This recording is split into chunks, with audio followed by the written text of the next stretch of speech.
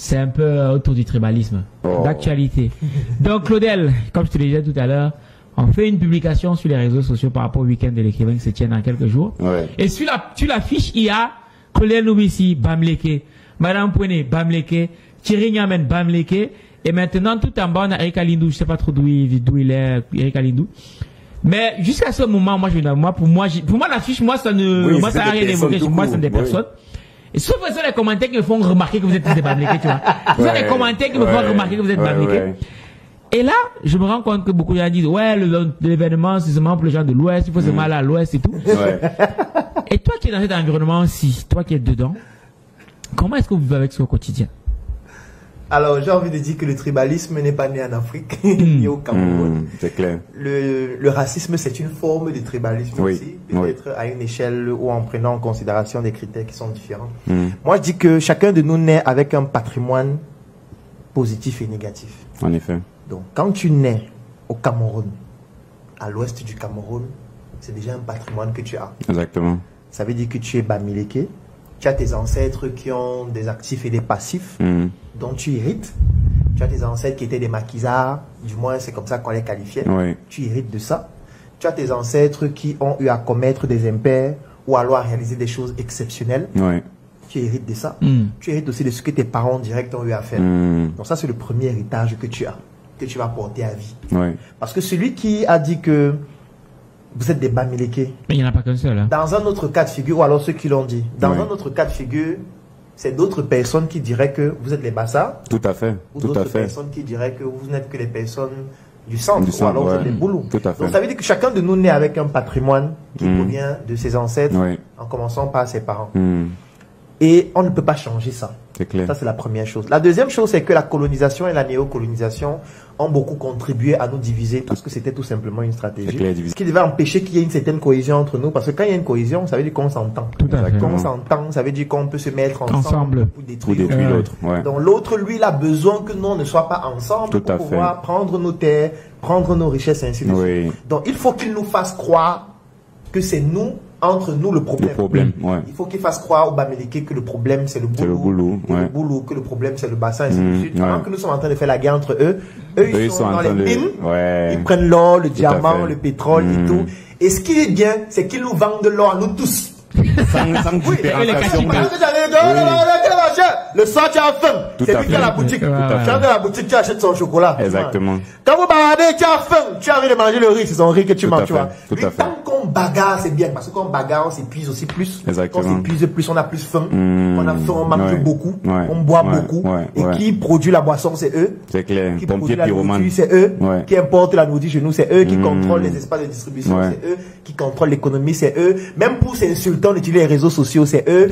Pour pouvoir insulter l'autre, on prend le téléphone, ça vient de chez eux, c'est fabriqué par eux, on met les data dont l'argent provient toujours de chez eux, du moins on leur donne notre argent. Donc en fait, tant que nous on est dans ça, eux c'est parfait.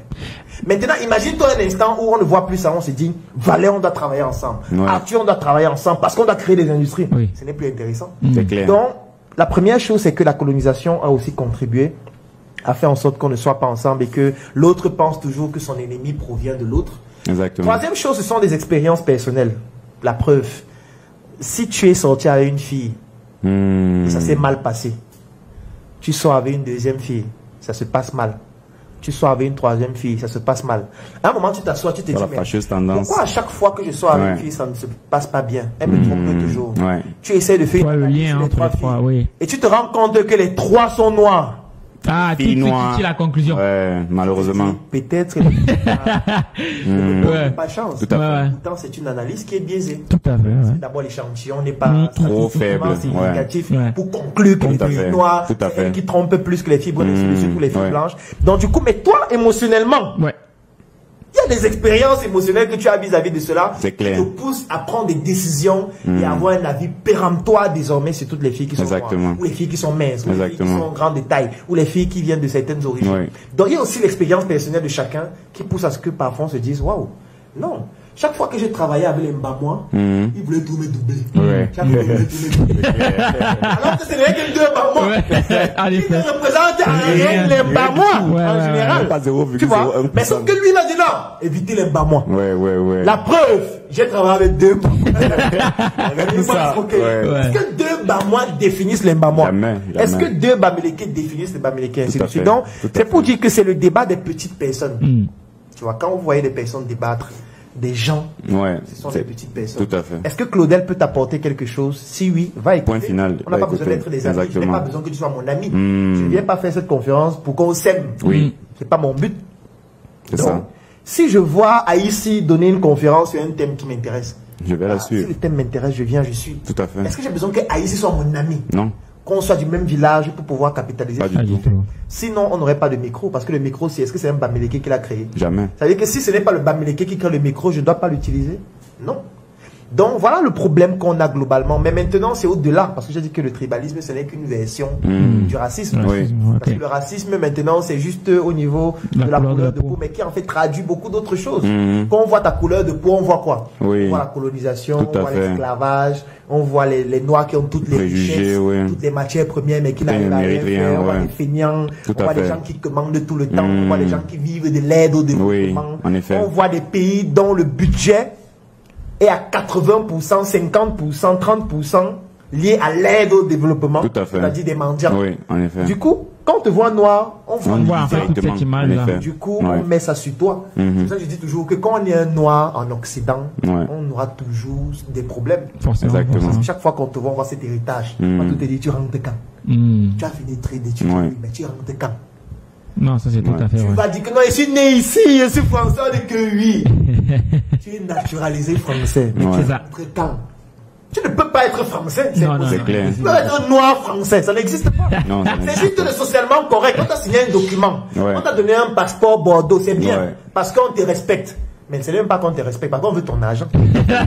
La banque qui va travailler. Tout à fait. Tu dois produire de l'argent. Exactement. On doit traiter cet argent sous forme d'impôts. Tout à fait. Tu dois permettre au pays de se développer avec ta connaissance. En effet. Donc c'est parce que tu es un ouvrier du système. Tout à fait. Que bon, les bons ouvriers, on dit bon, toi tu as droit au passeport. Exactement comme ça se passait avant lors de la colonisation. Tu n'es pas un bon ouvrier. Donc ce qui fait donc en sorte que ça n'empêche pas que tu gardes toujours tes séquelles liées à tes ancêtres. On te voit toujours comme un noir.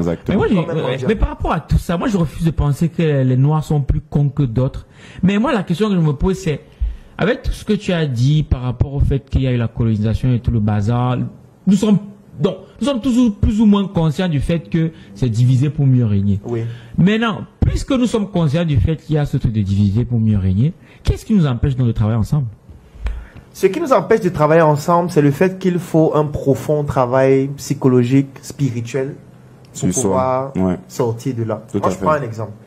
Et là, je vais citer un peuple qui est iconique en ce qui concerne ce point-là. Aucun juif ne peut accepter que tu fasses de l'humour noir concernant ce qui est arrivé au peuple juif. Aucun juif ne l'accepte. La preuve, tous ceux qui ont essayé ont vu ce qui s'est passé. Il y a des gens dont leurs réseaux sociaux ont été totalement bannis. Parce qu'ils parlaient mal des juifs. Tout à fait. Il y a des gens qui ont fait la prison, il y a des gens qui ont été tués, ainsi de suite. Il n'y a aucun juif, même au Cameroun, on a une expérience d'un ministre qui est passé dans un média public, qui a fait de l'humour noir concernant les juifs, et le lendemain, il a demandé des excuses publiques. Oui, ça fait moins de 5 ans. Je ne peux juste pas le citer, mais les gens qui suivent vont savoir de qui il s'agit. Donc c'est pour dire qu'aucun juif ne permet qu'on parle de ce qui leur est arrivé avec condescendance, avec mépris ou n'importe quoi. Parce qu'en fait, les Juifs ont fait le deuil de ce qui leur est arrivé et ils ont décidé que ça ne doit plus jamais arriver. Est-ce que les Africains ont fait le deuil de l'esclavage? Est-ce que les Africains ont fait le deuil de la colonisation? Très bonne question. Est-ce que les Africains, pendant ce deuil, ont décidé que ça ne doit plus jamais nous arriver? En fait, qu'est-ce qui se passe en Afrique quand quelqu'un meurt? Moi, je prends peut-être à l'ouest. Si par exemple ma mère meurt, comme ma mère est décédée dernièrement, on va organiser ses funérailles bientôt. Tu vois, les funérailles, ce sera une manière de dire, tu as vécu, tu as réalisé des choses exceptionnelles, c'est grâce à toi que nous sommes là. Nous t'honorons et nous décidons de porter ton flambeau et de continuer. Nous décidons de ne plus commettre les mêmes erreurs. Nous décidons de nous améliorer. Donc, on doit rester en harmonie avec nos ancêtres. Donc, c'est une manière de pleurer nos morts et de leur dire, nous restons en harmonie avec vous. On est conscient de votre histoire. On ne vous a pas oublié pour faire vos funérailles. Vous restez gravés dans nos cœurs. On sait ce que vous avez vécu. Nous, on va se battre pour ne pas vivre la même chose et surtout pour améliorer notre quotidien. Est-ce que les Africains l'ont fait pour l'esclavage? Parce que je tiens à préciser que l'esclavage, c'était 1400 ans. Hein. Ah ouais. Mais je ne sais pas si on réalise ce que ça veut dire. Moi, si je prends le Cameroun a à peine 60 ans. À peine. Mais on vous dit que quelque chose a duré 1400 ans. C'est clair que ça marque... Vous pensez que ça ne laisse pas des séquelles profondes depuis? Bien sûr que si. Laissons même l'esclavage. Il y a eu la colonisation. Il y a la néocolonisation actuelle qui est économique. Ça laisse des séquelles. Donc du coup, ces séquelles-là, il faudrait qu'à un moment donné, on décide de mettre un stop. Et pour mettre un stop, il faut qu'on fasse le deuil. Le deuil, ça veut dire quoi? Ça veut dire qu'on n'est plus dans le déni. On n'est plus dans les pleurs. On pleure, non. Vous faut passer par cette phase de deuil. Jusqu'à arriver à l'acceptation. On doit passer à l'étape suivante. Tout à fait. Et dans l'étape suivante, il ne faut plus que ces choses se reproduisent. C'est ça le deuil, en fait. Tu vois, parfois, quand tu perds un être proche, au début, tu ne crois pas. Tu dors, tu vois la personne. Exactement. Tu te dis que non, elle va revenir. Oui. Après un moment donné, tu dis non, elle est morte. Il faut que j'accepte. Il faut qu'on accepte. Maintenant, il faut qu'on passe à autre chose. Qu'est-ce que j'apprends? Il faut qu'on continue. Il faut qu'on paie sur cette personne. C'est pour ça qu'en Afrique, on ne meurt pas, puisque tu as toujours un successeur qui prend un chapeau qui est très lourd au village, qui symbolise le poids des responsabilités. Et tu dois continuer ce que la personne faisait. C'est pour ça que les responsabilités de la personne deviennent les tiennes.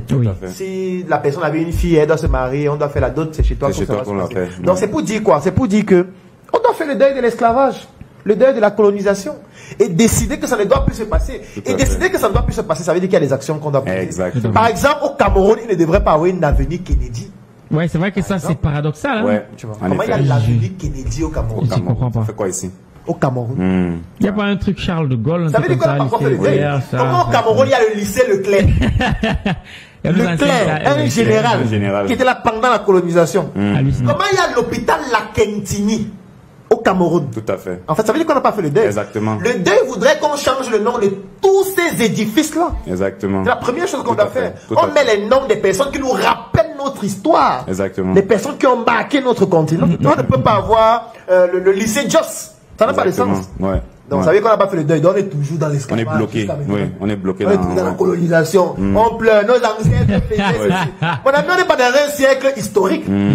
Ça sert à quoi de dire que mes ancêtres étaient trop forts alors qu'aujourd'hui, tu n'arrives pas à manger? C'est clair. On dit que c'est ceux qui parlent de leur passé n'espèrent plus rien dans le futur. Oui, parce que si tu es nostalgique de ton passé, ça veut dire que dans rien. Présent, tu n'es pas en train de réaliser. Non, c'est sûr, c'est sûr. Si mon ancêtre a construit des pyramides, je dois faire plus que ça. Tu vas pas être à un niveau où il n'arrive pas à manger. Exactement. Ça veut dire qu'on va commencer à s'interroger si c'est vraiment ton ancêtre. Tout à fait. Mais ton ancêtre ne peut pas pousser la technologie à un niveau aussi élevé. Et toi, tu es aussi idiot. Tout à fait. Ça veut dire que soit tu n'as pas pris conscience de qui il était, ce qu'il a réalisé, tu n'as pas appris de ton ancêtre pour pouvoir développer et faire mieux. Et soit ce n'est pas ton ancêtre. Tout à fait. Forcément. Soit tu viens d'ailleurs. Tout à fait. Et Claudel, justement, là, on a touché un point qui, je pense, est très, très, très important. J'ai l'impression que les Africains sont trop émotionnels. On n'est pas assez raisonnable. On se laisse porter par les émotions. Claudel a dit quelque chose. Oh, Claudel, là, il est toujours en train de dire que Dieu n'existe pas. Lui, il se prend pour qui?